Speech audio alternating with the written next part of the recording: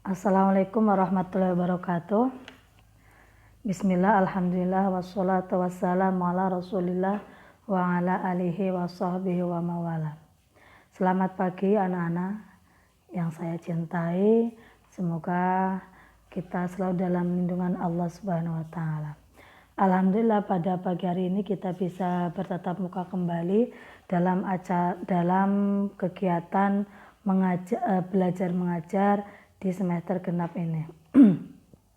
Anak-anak yang saya cintai, pada awal semester genap ini materi yang akan kita pelajari pertama tentang pernikahan dalam Islam. Mari kita buka pertemuan pada pagi hari dengan bacaan Ummul Kitab. Libtigha'i mardatillah wa li syafaati Rasulillah wa ala kulli niyatin shalihah. Al-Fatihah. A'udzubillahi minasyaitonir rajim. Bismillahirrahmanirrahim. Alhamdulillahirabbil alamin arrahmanirrahim maliki yaumiddin. Iyyaka na'budu wa iyyaka nasta'in. Ihdinas shiratal mustaqim. Shiratal ladzina an'amta 'alaihim ghairil maghdubi 'alaihim waladdallin. Terima kasih. Kita sudah siap ya untuk belajar bersama. Anak-anak yang saya cintai, bahwa materi pernikahan dalam Islam ini adalah materi awal untuk semester genap ini. Jadi bahwa setiap laki-laki atau perempuan yang sudah dewasa pasti dia menginginkan pernikahan dengan pilihan pasangan yang menjadi pilihannya atau pasangan yang sudah dipilihkan oleh orang tua. Pada prinsipnya bahwa pernikahan adalah sudah menjadi takdir dari Allah SWT dengan siapa dia akan menikah ya, kemudian kapan gitu. Jadi bagi kalian tidak usah khawatir saya nikahnya kapan ya, dengan siapa. Semua sudah menjadi takdir Allah bahwa kalian sudah punya pasangan sendiri-sendiri, jadi nggak usah khawatir. Anak-anak yang saya cintai, kita lanjut pada materi. Tapi sebelumnya pertemuan kemarin Ibu sudah memberikan kalian materi bentuk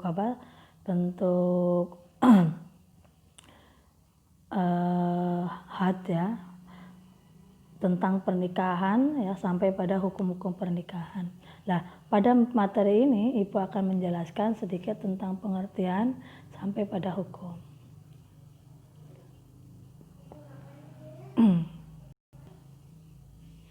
Pengertian dan hukum nikah. Jadi bahwa pengertian nikah ini sebenarnya bahwa kata nikah ini adalah sudah menjadi bahasa Arab yang diindonesiakan ya. Kalian biasa di masyarakat kan itu Mbak Desi besok mau nikah sama si A, Mbak Rizky besok mau menikah dengan si A, seperti itu. Bahwa pengertian nikah itu sendiri adalah suatu akad yang menghalalkan ya, pergaulan antara seorang laki-laki dengan seorang perempuan yang bukan mahramnya, hingga menimbulkan hak dan kewajiban di antara keduanya dengan menggunakan lafal tajwiz atau lafal ingkah atau terjemahnya ya. Jadi bahwa ketika sudah adanya akad qabil tuh, pertama angkatuka wazawajtuka, itu yang disampaikan oleh walinya sampai selesai, kemudian dari pihak laki-laki atau dari calon suami itu menjawab dengan qabil itu sampai selesai, maka itu sudah terjadi adanya akad pernikahan. Nah, ketika wali sudah menikahkan anak perempuannya, kemudian calon suami sudah menjawabnya, maka di situ sudah ada kewajiban antara keduanya, baik suami atau istri. Yang tadinya keduanya masing-masing sama calon istri dan calon suami, sekarang sudah menjadi pasangan suami istri. Selain menimbulkan hak dan kewajiban, juga bagi mereka bisa melakukan sesuatu yang tadinya tidak halal sudah menjadi halal. Contoh pegangan tangan, ketika kalian sebelum menjadi suami istri pegangan tangan tidak boleh, tetapi ketika mereka sudah menjawab angkah tuka dari wali, kemudian qabil tuh dari calon suami ya, sampai pada keduanya sudah menjadi suami istri, yang tadinya pegangan tangan saja tidak boleh sudah menjadi boleh atau yang lain. Kemudian apa sih dalil atau dasar hukum tentang pernikahan? Ini terdapat dalam surat An-Nisa ayat 3. Bismillahirrahmanirrahim. Wa in khiftum alla tuqsitu fil yatama fankihu ma taba lakum minan nisa'i masna wa sulasa wa ruba. Fa in khiftum alla ta'dilu fa wahidah aw ma malakat aymanukum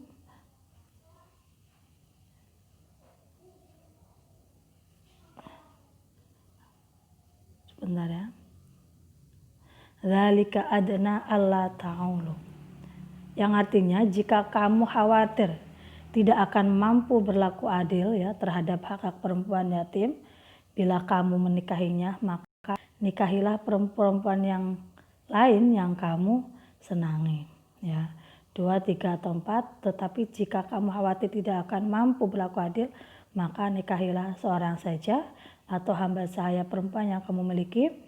Yang demikian itu lebih dekat agar kamu bertakwa. Bahwa pada prinsipnya pernikahan adalah monogami ya. Meskipun laki-laki boleh menikah 1 atau 2, itu pun kalau bisa berlaku adil. Tapi pada prinsipnya ada pernikahan adalah monogami ya.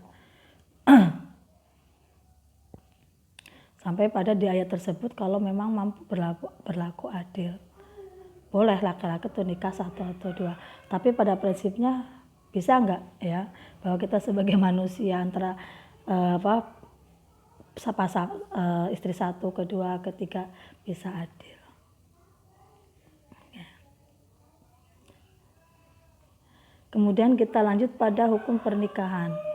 Nah, bahwa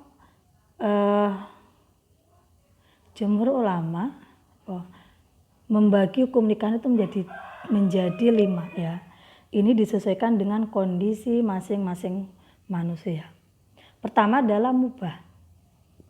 Hukum ini berlaku bagi seorang yang tidak terdesak oleh alasan yang mewajibkan nikah atau yang mengharamkan. Jadi masing-masing individu ini hukumnya beda-beda, apakah dia termasuk mubah ya. Kemudian yang kedua adalah sunnah. Hukum ini berlaku bagi seseorang yang mempunyai bekal untuk hidup berkeluarga ya, mampu secara jasmani dan rohani untuk menyongsong kehidupan berumah tangga dan dirinya tidak khawatir terjerumus dalam praktek perzinahan atau muqaddimahnya ya, artinya hubungan lawan jenis dalam bentuk apapun yang tidak sampai pada praktek perzinahan. Hukum yang kedua ini berlaku bagi orang yang dia sudah punya bekal ya untuk hidup berumah tangga, sudah siap secara fisik, sudah siap secara mental, tetapi dia masih bisa menjaga diri ya, maka hukumnya adalah sunnah. Yang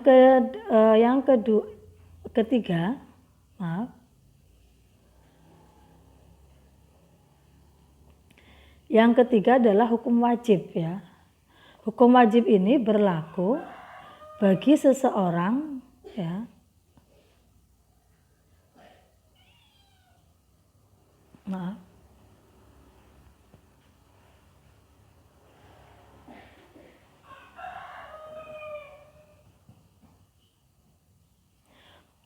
bagi seseorang yang secara fisik dia sudah siap, secara materi dia sudah siap, psikis dia sudah siap, dan dia khawatir ketika dia tidak melangsungkan pernikahan maka dia akan terjerumus kepada perzinahan, maka bagi dia hukumnya adalah wajib. Tadi ada di slide pertama ya sebelum ini.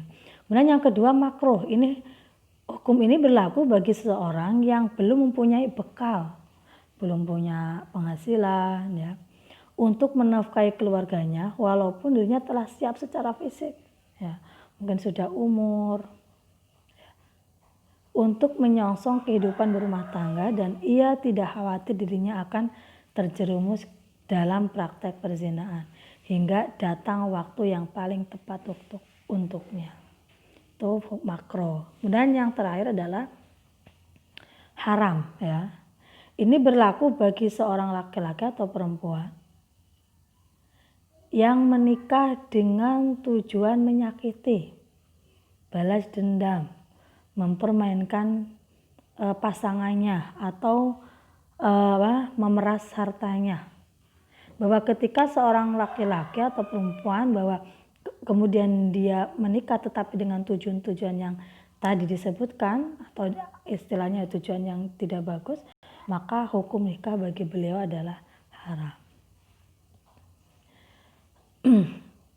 Dan menurut undang-undang pernikahan ya nomor 1 tahun 74 bahwa umur pernikahan bagi laki-laki itu umur 19 tahun, kemudian bagi perempuan adalah 16 tahun. Dan kemudian undang-undang tersebut bertentangan dengan undang-undang pelindungan anak bahwa perempuan dikatakan dewasa ketika ya anak-anak dikatakan sudah dewasa ketika dia sudah umur 18 tahun.